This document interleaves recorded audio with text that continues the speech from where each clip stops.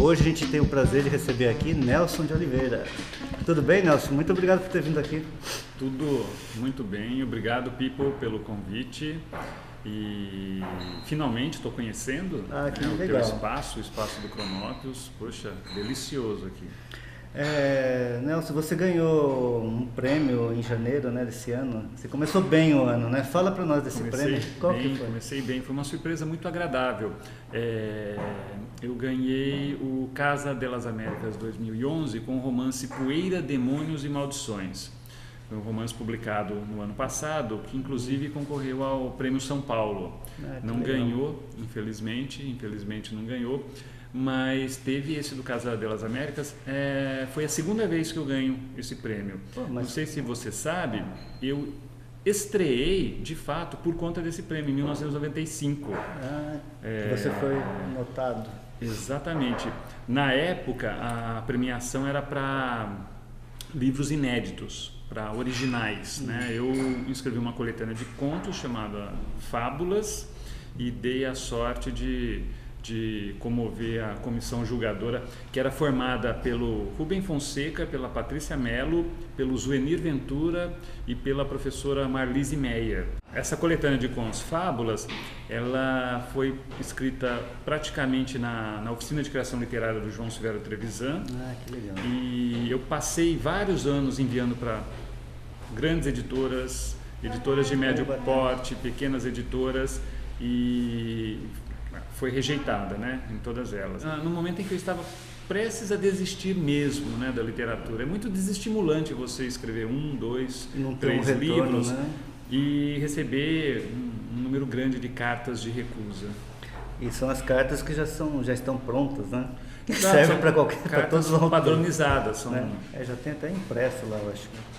Você só preenche, tem dois campos. Cabeçalho, né? Cabeçalho e coloca o nome do livro, o nome do autor. E toma cuidado para acertar a data, né? Exatamente. Para não ficar lá em 1996. De 10 anos atrás. É verdade. Poxa, mas que bacana, você começou já com um prêmio. E agora... E aí você ficou metido quando você ganhou? Não, eu não tenho talento para arrogância ou para ser snob. Tem gente que não ganha nem prêmio. Eu acho elegante. Ser metido, autores, atores, diretores de cinema ou de teatro que tem certa empáfia. É elegante, pega bem. Por mais que eu exercite, eu não consigo. Sou um péssimo ator, Sou né? um péssimo ator. Não sei escrever livros. Tem gente que não ganhou nem prêmio e tem verdade. Aquela empáfia. A espécie humana é muito peculiar, né? Por isso que... Você acha que a literatura dá jeito nessa espécie humana? Não, a literatura não dá jeito em quase nada. Se a gente observar bem a história da literatura, a história das artes, né, de modo geral, o mundo não é hoje melhor do que era há 1000, 2000, 3000 anos atrás. Ou seja, as artes não têm esse poder de trazer para a realidade as utopias. Ela não tem esse poder. A arte e a literatura funcionam como bálsamos, né? Como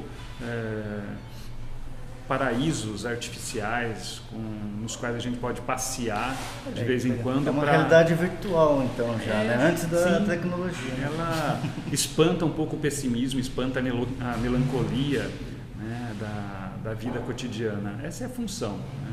Nos mantém emocionalmente e mentalmente equilibrados, mas salvar o mundo, trazer a utopia é pedir demais.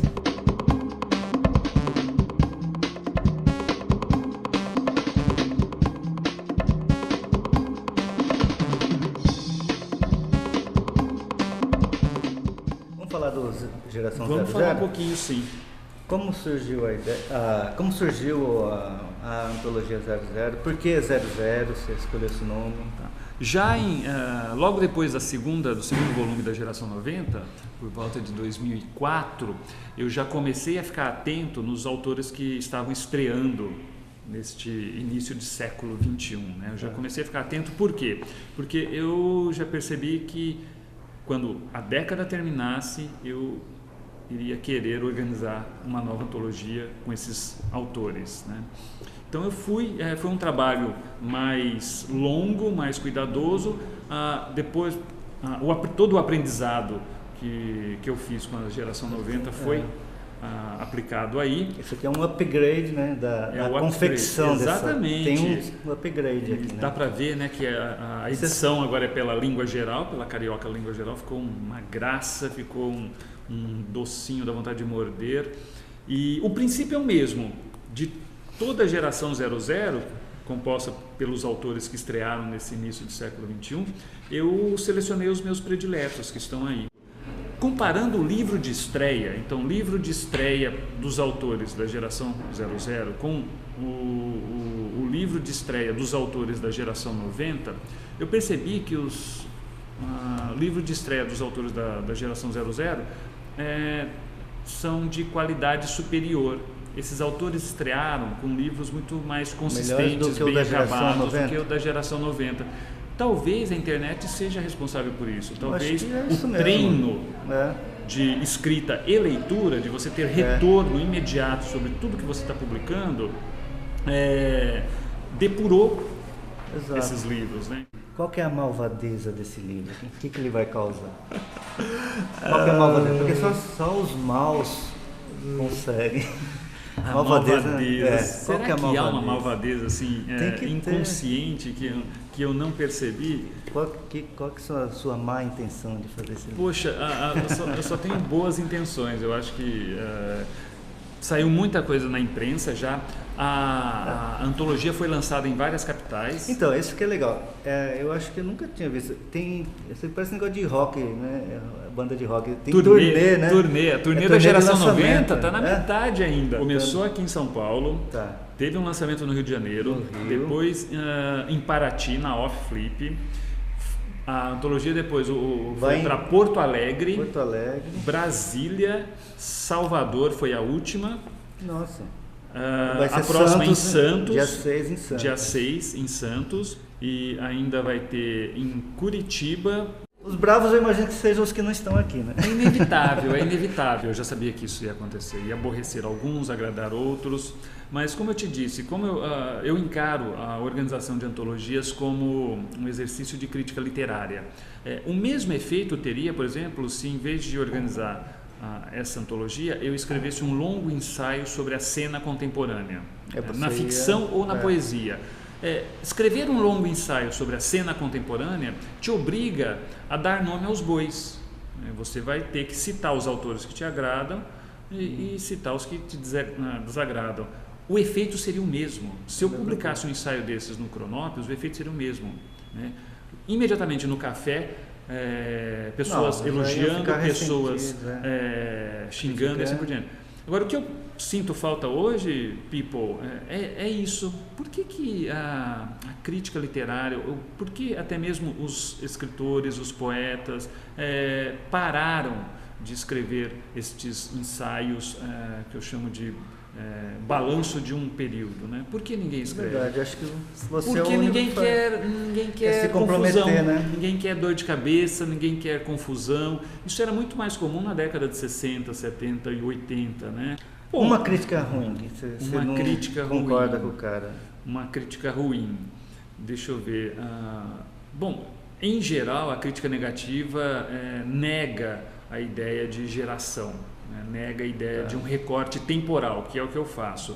É uma forma muito comum nas artes plásticas, por exemplo. Você recortar não por afinidade de estilo ou afinidade temática, mas você recorta, você tira uma fatia do tempo. É como eu estou fazendo. Eu acho muito mais fácil e mais prática. Então, eu tenho autores estilisticamente muito distintos, mas que estrearam na mesma época. É uma forma de você reconhecer um cenário. Né? O ser humano, ele trabalha... O que eles criticam é esse recorte temporal, não é o recorte estilístico. Exatamente. Né, do estilo, eu acho que existe o vício do recorte estilístico. Né? E torce o nariz pelo recorte temporal. Eu não vejo problema, não. Acho o recorte temporal bastante legítimo em certas situações. Eu acho que o crítico, ele fala de si mesmo sempre, né? Sim, ele está sempre falando de si. Concordo. Ele usa a obra do outro como para falar de si. É um espelho meu eterno. Aí muitos deles buscam um obscuro autor lá da Polônia, vamos dizer assim. lá que foi fugiu, foi perseguido pela Gestapo e morreu enquanto tentava passar por um muro de fio de arame farpado. Okay. Escreveu dois livros. Escreveu 2 livros. Fininho. Aí você lê lá depois, ele traduz lá o poema do cara ou um fragmento do conto, é uma porcaria também. Né? Ok. Eu percebo que a crítica não está dando conta do contemporâneo. A crítica, as ferramentas da crítica funcionam ainda muito bem com autores já mortos, né, que foram canonizados, mas não estão funcionando muito bem com autores vivos. Nos dois sentidos da palavra, né? E agora é a crise da crítica. O que me desagrada numa resenha é a certa postura iluminista do resenhista de que ele não é um ser em crise. O crítico, não é um ser em crise. A crise está apenas na produção literária. Então, eu concordo totalmente com você.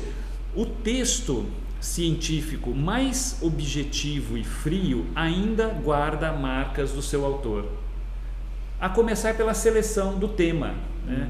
No exemplo que você deu, aquele autor obscuro, quando foi selecionado, diz muito sobre o crítico, né?